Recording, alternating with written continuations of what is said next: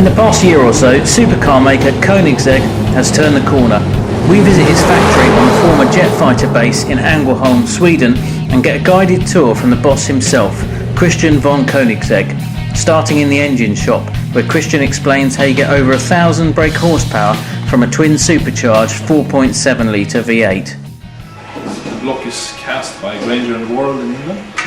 Same foundry that casts some of the Formula 1 engines, Gallivarian engines, things like that. So this block is designed to take up to 1,500–1,600 horsepower. Turn it around, we can have dimensions, everything is really well dimensioned for our kind of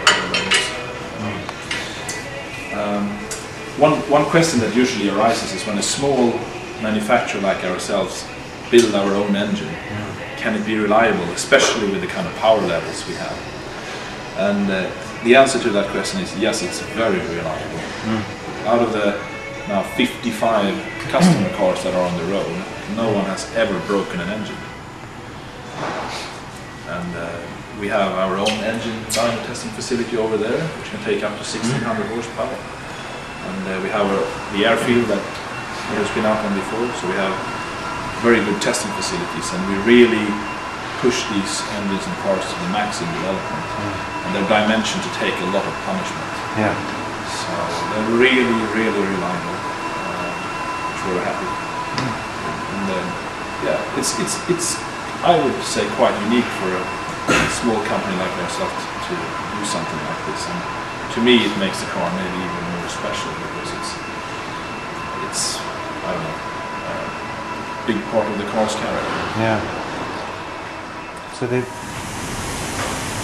clothed in carbon fibre around a carbon fibre tub, the Koenigsegg weighs in at just 1,280 kilos, about the same as a Volkswagen Golf GTI. Full homologation is a big hurdle for a small car maker, but it adds greatly to the car's credibility, and the Koenigsegg is now homologated in Europe and the US. It has passed the required crash tests and even met California's strict emissions demands. The carbon fibre body is available painted or, at extra cost, with a clear lacquer finish.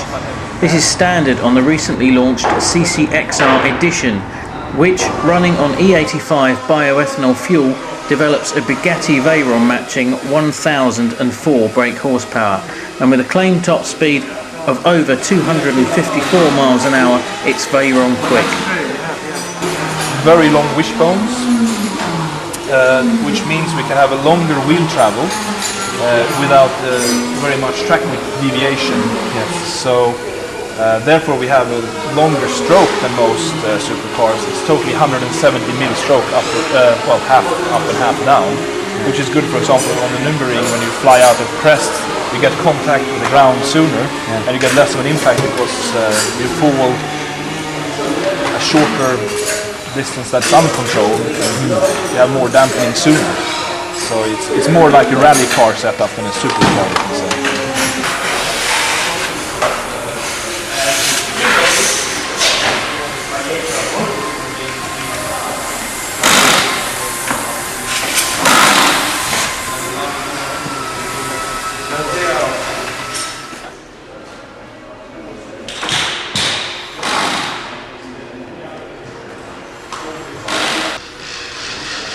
Since production began in 2001, some 55 Koenigseggs have been built, but that will almost double this year, with between 22 and 25 cars scheduled for build, and there is currently a 12-month waiting list.